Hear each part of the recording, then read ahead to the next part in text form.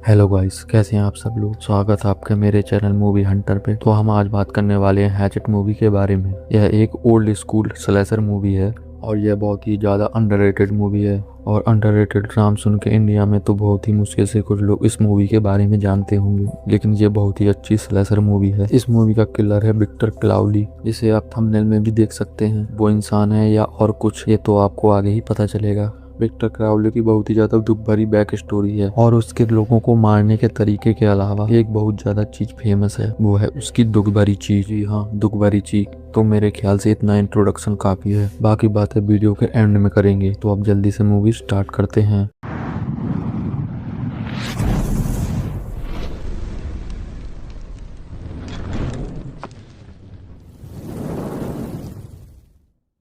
Movie के start में हमें दिखाया जाता है दो बाप बेटे जो एक नदी में एलिगेटर पकड़ रहे थे। बेटा टॉयलेट करने के लिए किनारे पर जाता है। जब वो वापस बोट पर आता है तो देखता है कि किसी ने बेरहमी से उसके डैड को मार रखा था। इससे पहले कि वो कुछ कर पाता, कोई झाड़ियों से निकल कर आता है और सिर्फ हाथों से ही उसके दो टुकड़े कर देता है। इसके बाद हमें दिखाया जाता है न्यू ऑर्लियंस, जहाँ बैन अपने फ्रेंड के साथ एक फेस्टिवल में आया था। रिसेंटली उसकी 7 साल पुरानी गर्लफ्रेंड ने उसे छोड़ दिया था, इसलिए वो उसे बुलाने के लिए वहाँ आया था। लेकिन हर तरफ लड़कियां देखकर उसे और भी ज्यादा उसकी याद आ रही थी। उसने किसी से वहाँ हॉन्टेड स्वयं टूर के बारे में सुना था और वो वहीं जाने का प्लान बनाता है। न चाहते हुए भी उसका दोस्त मारकर उसके साथ चलता है। वो दोनों उस दुकान पर जाते हैं जहाँ ये टूर कराया जाता था। वहाँ का मालिक रेवेंट जोमी उन्हें कहता है कि वो अब स्वयं टूर नहीं करवाता क्योंकि वहाँ जाना अलाउड नहीं है, लेकिन वो उन्हें दूसरी दुकान भेज देता है जो कि अभी भी टूर कराते थे। वो दोनों उस दुकान पर जाते हैं और वहाँ उन्हें सॉन मिलता है जो कि स्वयं टूर कराता था। वहाँ उन्हें 2 अडल्ट मॉडल मिस्टी और जाना भी मिलती हैं।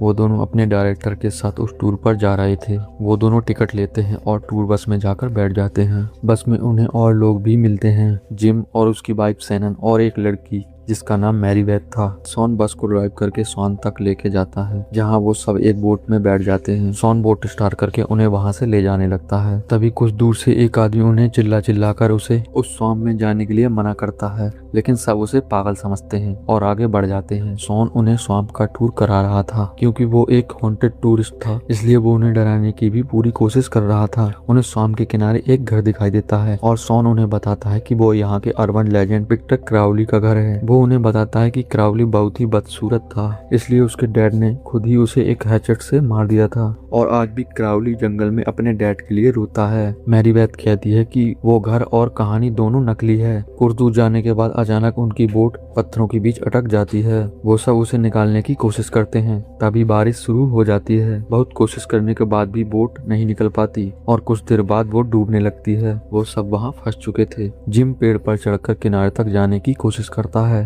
लेकिन उसका पैर फिसल जाता है और एक एलिगेटर उसका पैर पकड़ लेता है। कोई उसकी मदद नहीं करता। तब मैरीबेथ एक गन से उसे शूट कर देती है। इसके बाद वो सब किसी तरह से किनारे तक पहुंच जाते हैं। वो सब वहां फंस चुके थे, इसलिए वो सॉन से जवाब मांगते हैं और यहाँ सॉन की पोल खुल जाती है। वो बताता है कि वो कोई टूर नहीं कराता, उसे कुछ पैसों के लिए उसके भाई ने यहाँ भेजा था और यह उसका दूसरा टूर है। पहला टूर अच्छे से हो गया था, लेकिन दूसरे टूर में ये फंस गया। बात पलटने के लिए वो मैरीबेथ से पूछता है कि उसके पास गन कहां से आई। वह बताती है कि वो यहाँ किसी को ढूंढने आई है। 2 रात पहले उसका भाई और डैड यहाँ एलिगेटर पकड़ने आए थे, लेकिन वो अभी तक घर वापस नहीं पहुँचे और वो वही दोनों हैं जो हमें मूवी के स्टार्ट में दिखाए गए थे, जिन्हें किसी ने मार दिया था। वो कहती है कि उन्हें वहाँ से जल्द निकलना होगा, नहीं तो वो सब मारे जाएंगे, लेकिन कोई भी उसकी बात नहीं सुनता और वो सब वहीं रुकते हैं। तब वो कहती है कि ये विक्टर क्राउली का जंगल है और उन्हें उसकी असली कहानी सुनाती है। विक्टर क्राउली जन्म से ही बहुत ज्यादा बदसूरत था, इसलिए उसका डैड थॉमस क्राउली उसे सबसे छुपाकर घर में रखता था। वो उसका इकलौता बच्चा था, इसलिए उससे बहुत ज्यादा प्यार करता था। सारे बच्चे विक्टर को डराते थे और उसका मजाक बनाते थे, इसलिए वो दोनों शहर से दूर उस जंगल में रहते थे। एक दिन हैलोवीन की रात को जब थॉमस घर पर नहीं था, तब कुछ बच्चे उसके घर जाकर विक्टर को परेशान कर रहे थे। वो घर के अंदर पटाखे जलाकर फेंक रहे थे ताकि डर के मारे विक्टर घर से बाहर निकल जाए, लेकिन उन पटाखों की वजह से घर के दरवाजे पर आग लग गई और विक्टर अंदर ही फंस जाता है। तभी थॉमस वहां पहुंच जाता है और उसे देखकर वो बच्चे वहां से भाग जाते हैं। थॉमस दरवाजा खोलने की पूरी कोशिश करता है, लेकिन कोई फायदा नहीं होता। तब वो एक हैचेट से उसे तोड़ने लगता है, लेकिन उसे यह नहीं पता था कि दरवाजे की दूसरी तरफ विक्टर खड़ा था। वो हैचेट सीधा विक्टर के सर में घुस जाती है और वो मर जाता है। विक्टर की मौत के बाद थॉमस का बुरा हाल हो गया था और 10 साल तक वो अपने घर में ही रहा और एक दिन वो भी मर गया। उस दिन से विक्टर क्राउली अपने डैड को उस जंगल में ढूंढता है और जो भी उसे मिल जाता है वो उसे मार देता है। ये सब सुनने के बाद भी वो उसकी बात पर यकीन नहीं करते और कहते हैं कि वो क्राउली के घर को बहुत पीछे छोड़ आए हैं। मैरी बेथ उसे समझाती है कि वो घर क्राउली का नहीं है और वो उन्हें उसका असली घर दिखाती है जो कि बिल्कुल उनके सामने ही था। वो कहती है कि रोड पर पहुंचने के लिए उन्हें क्राउली का घर पार करना पड़ेगा। तभी उन्हें एक आवाज सुनाई देती है। कोई भी उस तरफ जाने के लिए तैयार नहीं था, लेकिन जिम की हालत खराब होती जा रही थी, इसलिए सैनन उसे उठाकर अकेले ही उस घर की तरफ बढ़ती है। जैसे ही वो घर के पास पहुंचती है,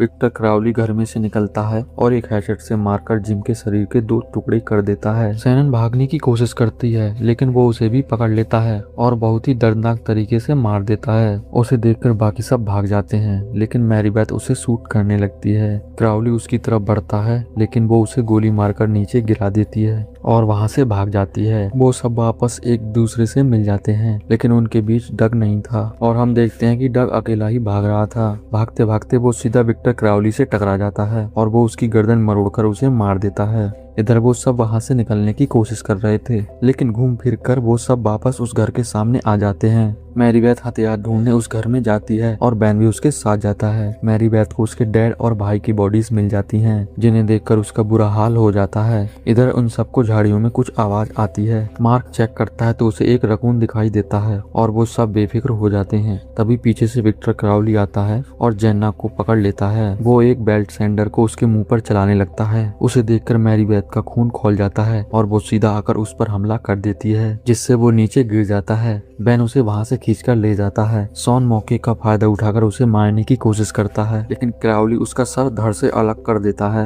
जेन्ना में अभी थोड़ी जान बाकी थी, लेकिन क्राउली उसे बचने का कोई मौका नहीं देता और उसे पूरी तरह खत्म कर देता है। उन सबको अब तक पता चल चुका था कि वो सब वहां से बचकर नहीं जा सकते, इसलिए वो क्राउली को मारने का प्लान बनाते हैं। बेन कहता है कि उसे क्राउली के घर में फ्यूल की कंटेनर देखे थे और उनकी मदद से वो उसे जलाकर मार सकते हैं। वो सब क्राउली के घर जाते हैं। मार्कस और मैरी बेथ उसका ध्यान बटाने की कोशिश करते हैं। तब तक बेन वहाँ फ्यूल ढूंढता है और मिस्टी बाहर पहरा देती है। बेन को एक फ्यूल कैन मिल जाता है, लेकिन बाहर मिस्टी की कोई आवाज नहीं आ रही थी। तभी मिस्टी के शरीर के 2 टुकड़े बेन के ऊपर आ गिरते हैं और वो देखता है कि क्राउली वहां आ चुका था। क्राउली उस पर हमला कर देता है, लेकिन मैरी बेथ पीछे से आकर उसे पकड़ लेती है। बेन जल्दी से उसके ऊपर फ्यूल छिड़क देता है और वो उसे जला देते हैं। अब उनकी बुरी किस्मत कह लो या फिर कुदरत क्राउली का कुछ ज्यादा ही साथ दे रही है, क्योंकि तभी वहां बारिश हो जाती है और सारी आग बुझ जाती है। ये सब देखकर वो वहां से भागते हैं और एक कब्रिस्तान तक पहुंच जाते हैं। उन्हें कब्रिस्तान का गेट मिल जाता है, लेकिन तभी सामने से क्राउली आ जाता है। वो सब जान बचाकर भागते हैं, लेकिन क्राउली मार्कस को पकड़ लेता है और उसे भींचकर उसके शरीर की हड्डी तोड़ देता है। बहन अपने फ्रेंड को मरते हुए देखता है और उसके लिए कुछ नहीं कर पाता। मैरी बेथ उसे लेकर कब्रिस्तान के बाहर निकल जाती है।